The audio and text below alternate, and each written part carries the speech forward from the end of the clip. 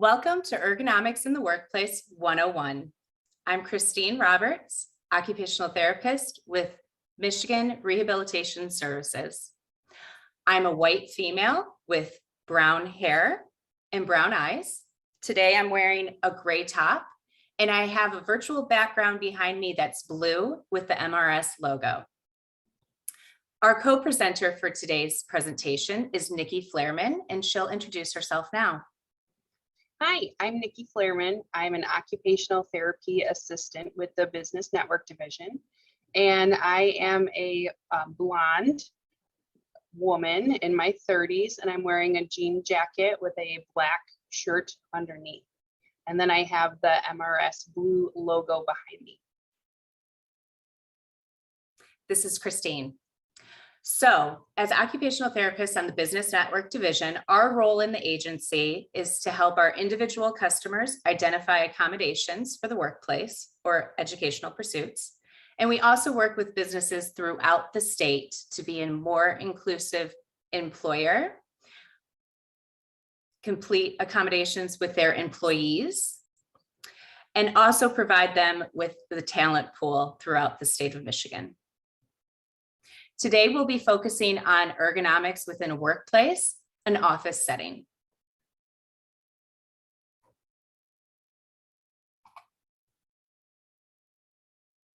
So our objectives for this webinar are to define office ergonomics, provide an overview of ergonomic principles behind healthy positioning when working at a computer-based workstation, provide you with information to evaluate your own workstation and make healthy changes with equipment or materials that you may have access to, and to address the benefits of stretching and provide you additional resources that you can use.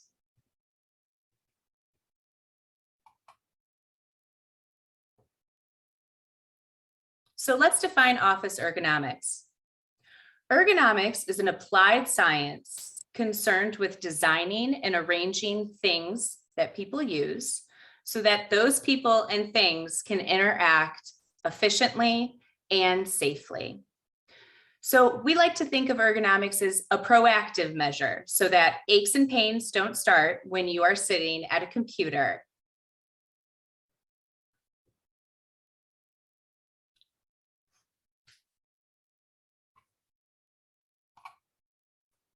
So why are office ergonomics important?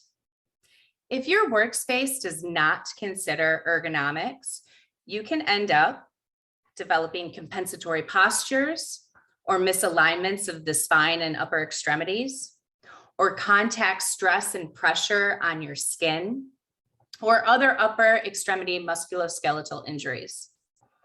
If you don't consider ergonomics, you can also make previous injuries flare up. It's important to stay healthy and comfortable when working so that you can be productive. We like to think of ergonomics as another health tool to keep you productive and efficient. We are all busy enough, so it's worth the time to stay pain-free.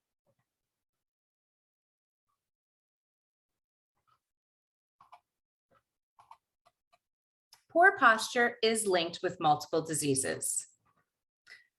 We have a graphic on your screen that shows a gentleman working at a desk in a hunched over position. He's perched at the front of the chair. His shoulders are rounded forward and his neck is bent down. His wrists are typing, but his elbows are dropped towards the floor and his feet are kind of tucked in under his seat. This position has correlated to illness throughout the body. And why is that? Well, the neurons in our prefrontal cortex at the front where cognition lies also run through the lumbar and thoracic spines. That is the area that's most affected when in a prolonged seating position, specifically one hunched over as previously described. Some correlations have been made to diseases such as arthritis, Alzheimer's dementia, or Parkinson's disease.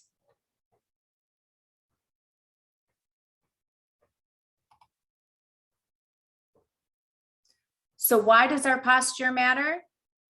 Sitting in that awkward position for 40 hours a week or in an unsupported position for that long can wreak havoc on your back and your neck and your arms and your wrists.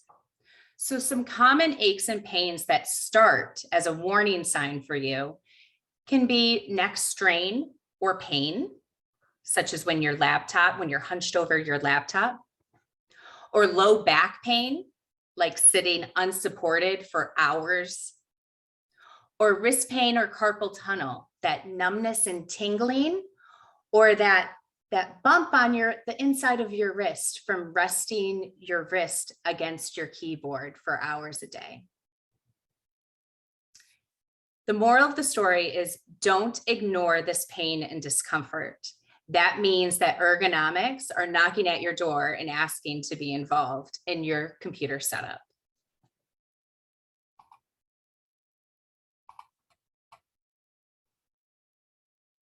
So what are the benefits of good positioning and good posture? It enhances your productivity. When you're in pain, it's hard to focus and concentrate on what you need to do, let alone be a creative or innovative thinker. Good posture and positions help reduce the pain and discomfort you might feel when sitting at a computer for too long. And ultimately, that's going to help your mood and satisfaction with your work and when you stand back up. Posturing also improves digestive health and facilitates breathing. Let's think back to that posture I described a few slides back. When you're hunched over and your shoulders are rounded, you're not giving all that space to your abdomen for your lungs to breathe and your internal organs to work at their best. Ultimately, good posturing throughout your workday can help increase your energy and maintain your energy. When you're seated unsupported for hours on end, you start to experience postural fatigue. Your body is just working at trying to keep itself upright and comfortable. Let's help it out by giving it a supported posture.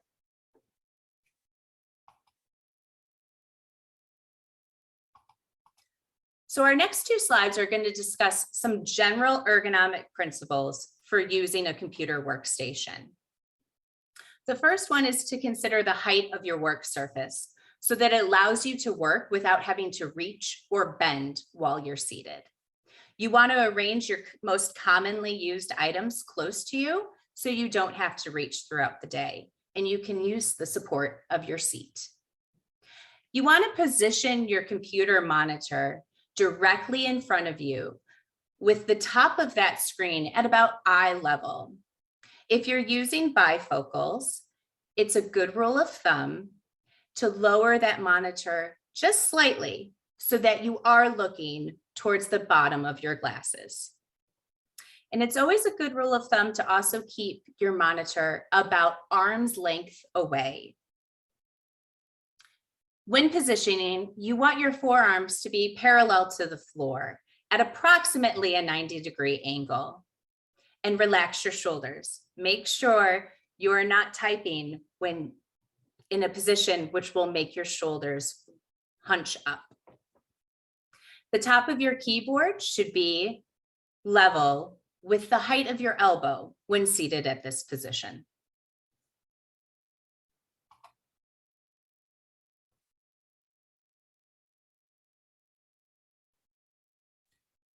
Continuing general ergonomic principles, you want to position the keyboard directly in front of you and flat on the work surface.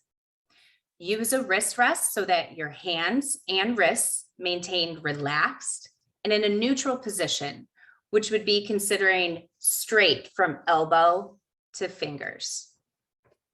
You want to rest your eyes periodically to reduce eye strain. So this is taking your eye away from your computer screen and looking at something in the distance, approximately 20 feet away. That change will help reduce eye strain throughout the day. And adjust the height of your seat so that your feet are resting firmly on the floor or consider the use of a footrest so that your feet aren't dangling and that they're positioned properly. Remember, a comfortable workspace will help you feel your best so that you can work your best.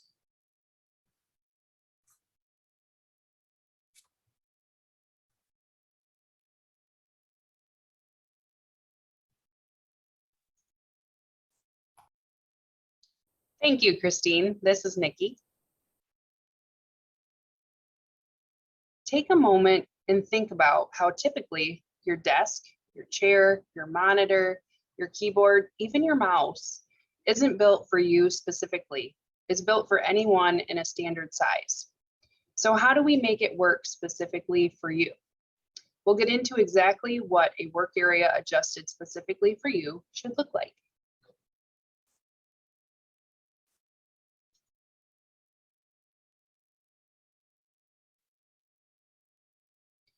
How do you know what work surface height is right for you?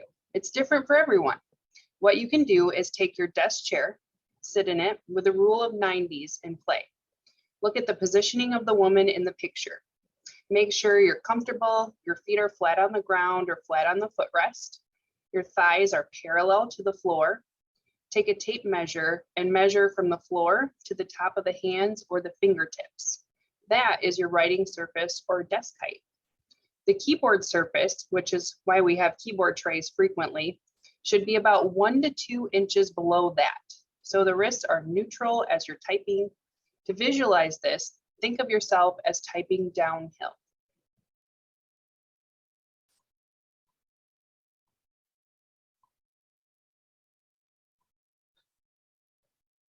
When using a laptop, it's helpful to use an external keyboard, mouse, and laptop riser as shown in the photo on the right.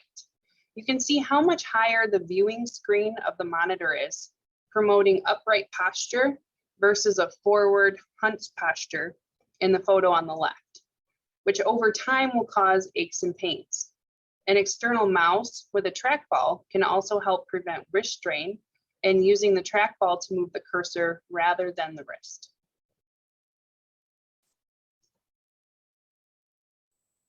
Your monitor height should be adjusted so the top of the screen is eye level. This is so the height promotes neutral neck posture. Align the monitor with the keyboard. The distance should be about arm's length away to prevent eye strain. Think about your office lighting and position the monitor to prevent glare. If you use 2 monitors, keep them close together and at the same height.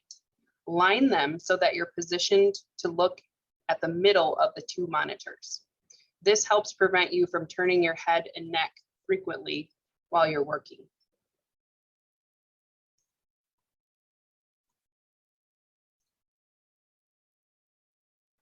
The whole point of your chair is to support your posture. Your back should be against the back of the chair to reduce postural fatigue. Mid-back chairs come up to your shoulder blades and high back chairs come up past your shoulder blades. You can choose either one or the other based on your preference. Lumbar support is often a typical feature on chairs and ensure that it's positioned properly for your body and not too high. For seat depth, you want your bottom all the way back in the seat, but also want to leave a space of about 2 to 3 fingers between the front of the seat and the back of your knees to prevent contact stress at the back of the knee. And seat versus desk height, you may have to play around. You don't want dangling feet, but you don't want to be typing uphill. Pay attention to that ratio. You may benefit from a footrest.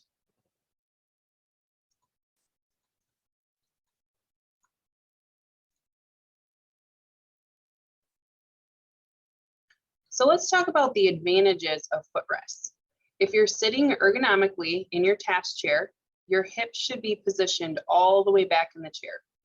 This position can lead to dangling feet. You don't want your feet dangling all day, which can lead to low back pain. This is where footrests come into play.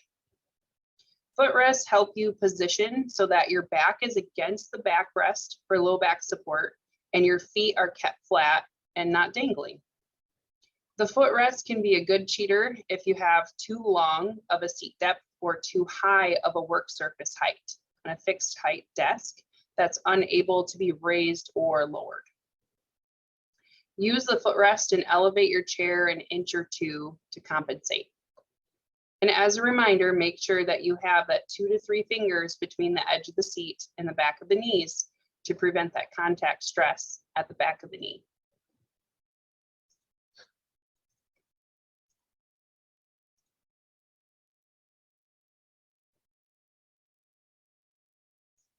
Keyboard positioning is important to prevent contact stress on your wrist. Ergonomic keyboards offer several benefits. So it allows your upper extremity to be in a more natural position. Think of doing things in front of your body. For example, when you're cooking or chopping vegetables, both hands are angled in towards the midline of the body. They're not angled in and turned straight like a standard keyboard requires. So having that split in the keyboard, like the one pictured, allows your wrist to be angled into the center of your body without turning your wrists to allow them to work in a straight line. So much more comfortable. Make sure that your keyboard is flat. Sometimes they come with little feet that you can flip up, but it's better to have them flat. So you're typing either at that neutral position or slightly downhill. Remember not to type uphill and extend those wrists. It can put pressure on the area where people develop carpal tunnel frequently. Use a wrist rest so you're not having an issue with contact stress at the wrist, and keep those wrists in a relaxed position. And then always position the keyboard in line with the monitor.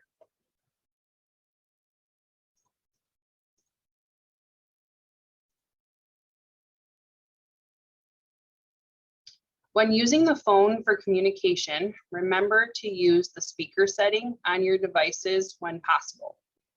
When it's not possible due to the nature of the conversation, a microphone headset or earbuds can be used. Avoid holding the phone to your ear for prolonged periods. And if you do pick up the phone, use your non-writing side. That prevents cradling the phone with your shoulder and able to write. Tilting your neck towards your shoulder for extended periods of time can elongate muscles on one side of the neck and shorten muscles on the other side. And over time, you'll have pain, discomfort, and fatigue.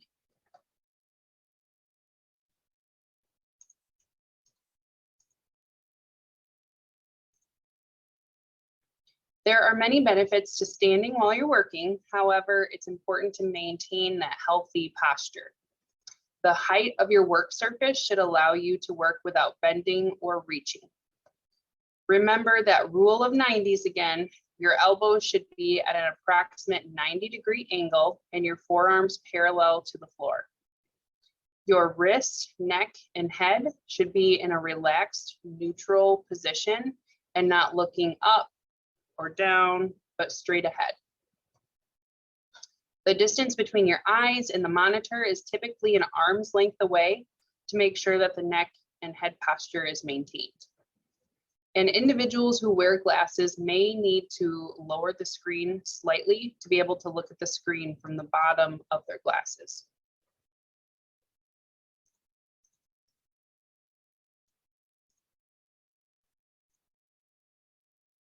Having a variety of postures throughout your workday helps reduce static stressors like postural fatigue and energy drain, and it can also help reduce back pain. So we have a few tips to help you build standing into your workday. Try standing while attending virtual meetings or on the phone. Set a digital alarm, timer, or Outlook calendar reminder to remind you to stand at 30 to 40-minute intervals. If you're someone who gets caught up in your work, place a sticky note on your monitor to remind you to stand and take stretch breaks. Try and stand once an hour, even if it's a 5 to 10-minute break. You can use a Fitbit or a wearable activity tracking device to remind you to get up and move. Also, a great tip is to drink lots of water so that you have to then walk to the bathroom and get up out of your seat.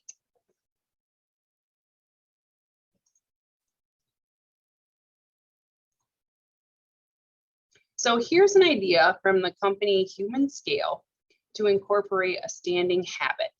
Pictured is an example of a sit-stand stretch routine. During a typical 8-hour shift, Human Scale recommends that there should be about 16 sit to stand transitions, 2 hours of total standing time, and a half hour of movement, leaving about 5 hours of total sitting time. In an ideal ergonomic world, approximately every 30 minutes, there should be 20 minutes of sitting, 8 minutes of standing, and 2 minutes spent moving and stretching. We know all people are unique, and a typical office setting might not allow for this specific of a guideline. So we also know habits don't happen overnight. It takes time for a habit to form. So start with a smaller standing or stretching goal and work your way up as your standing tolerance improves and as your schedule allows.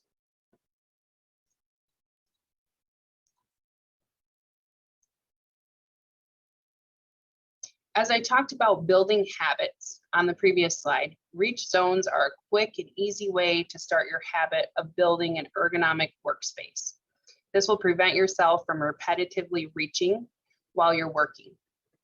Think of your work surface as being separated into 3 zones: the primary zone, secondary zone, and third zone.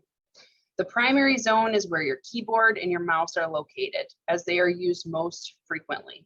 This is to minimize repetitive and frequent reaching into that secondary and third zone. The secondary zone, this zone is within arm's reach. Place your frequently used items such as your phone, headset, or writing utensils. The third zone is just outside of arm's reach. Place items that you use enough to have out on your desk, but the least often to be used, such as a notebook, a planner, or your water.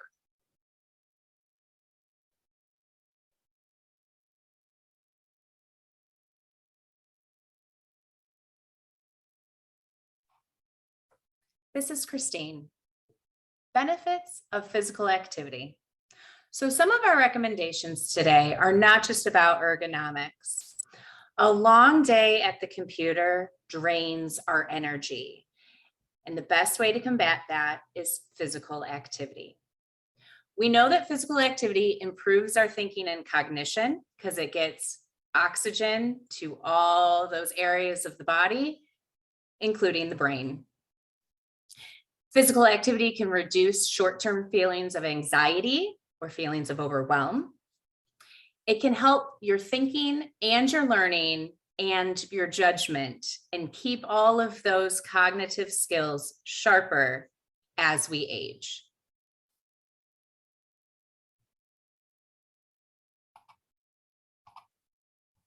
Continuing to talk about the benefits of physical activity, it can also reduce your risk of depression and help you sleep better. You're tired, so you can fall right to sleep. It can help maintain your weight, strengthen your bones and muscles as you age, and maintain or improve your balance.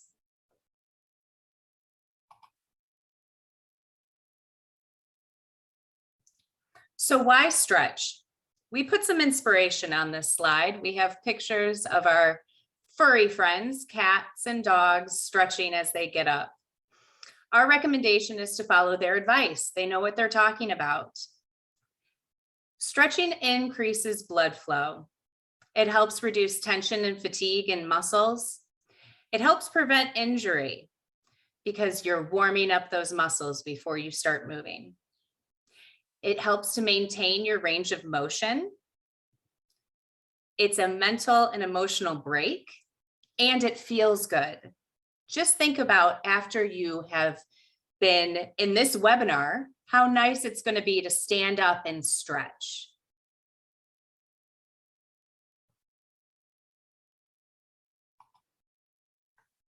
Speaking of stretching, MRS has a stretching video available for you to view. It's on the same page as this webinar. It's an 11-minute routine that goes in depth on stretches that are most important for workers or students who are at computer stations for extended periods of time. We're going to give you a brief preview of this video, but please check it out after the webinar so you can see what it entails.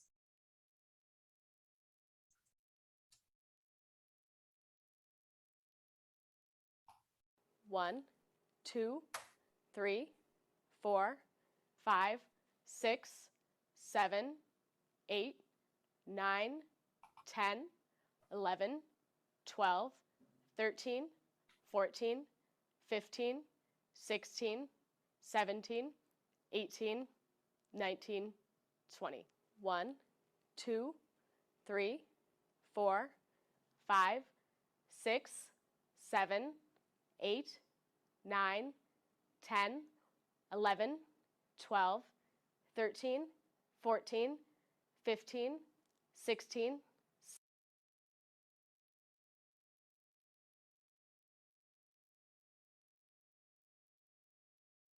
So what are some of the results you can experience after ergonomic modifications?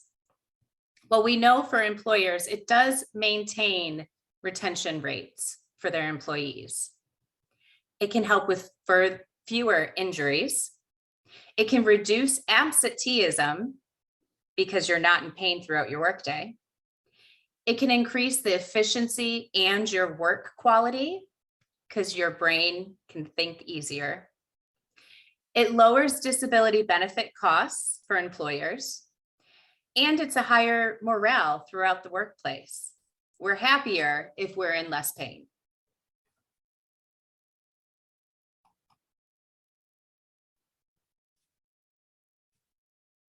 We have some references and resources for you that you can refer to. I'd like to point out the third item on this list, which is computing comfort. That is actually a checkbox that you can do on your own of your own workstation. It will go through some of the recommendations that Nikki mentioned earlier and give you further ideas of how you can make modifications for your computer workstation. This information will also be at the same page where our previous stretching video is provided.